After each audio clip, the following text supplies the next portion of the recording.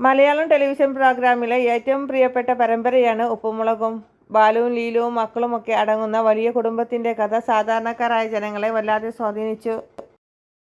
എന്നാൽ കഴിഞ്ഞ കുറച്ചു കാലങ്ങളായി പരമ്പരയിലെ താരങ്ങൾക്കിടയിലുണ്ടായ പ്രശ്നങ്ങളെ തുടർന്ന് പ്രമുഖരായ താരങ്ങളെല്ലാം മാറി നിൽക്കുകയാണ്. ഇതിനിടയിലും നല്ല രീതിയിൽ ഉപ്പുമുളകും മുന്നോട്ട് പോകുന്നുണ്ട്. ഏറ്റവും പുതുതായി വാലന്റൈൻസ് ഡേക്ക് ഉപ്പുമുളകും ടീം ഒരുക്കിയ എപ്പിസോഡിന് വലിയ സ്വാധീനമാണ് ലഭിച്ചിരിക്കുന്നത്. പരമ്പരയിൽ വീണ്ടും ഒരു കല്യാണം നടത്തിയതിൻ്റെ വിശേഷങ്ങളാണ് താരങ്ങൾ പറഞ്ഞു. പരമ്പര തുടങ്ങിയ സമയത്ത് സ്കൂളിൽ പഠിക്കുന്ന കുട്ടിയായിട്ടാണ് യേശു എന്ന കഥാപാത്രത്തെ അൽസാബിത്ത് അവതരിപ്പിച്ചത്.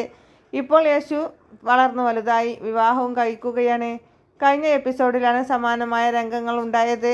സ്കൂളിൽ പഠിക്കുമ്പോൾ യേശുവിനുണ്ടായിരുന്ന ക്രഷാണ് അലീന ഫ്രാൻസിസ്. വർഷങ്ങൾക്കിപ്പുറം സെലീന വീണ്ടും പരമ്പരയിലേക്ക് എത്തി. വാലന്റൈൻസ് ദിനത്തോടനുബന്ധിച്ച് അലീന ഫ്രാൻസിസ് യേശുവിന് സമ്മാനമായി വരികയാണ്.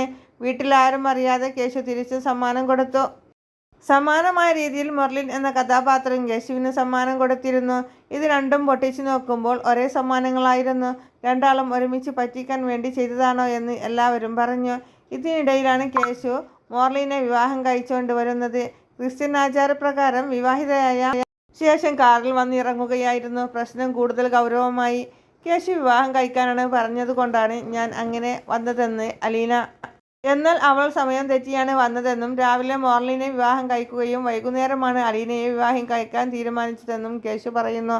ഇതോടെ രണ്ടുപേരും യേശുവിനെ കയ്യിൽ കിട്ടിയതൊക്കെ എടുത്ത് എറിഞ്ഞ് ഓടിക്കുകയായിരുന്നു. സത്യത്തിൽ പാറുക്കുട്ടി കണ്ട സ്വപ്നം മാത്രമായിരുന്നു ഈ വിവാഹം.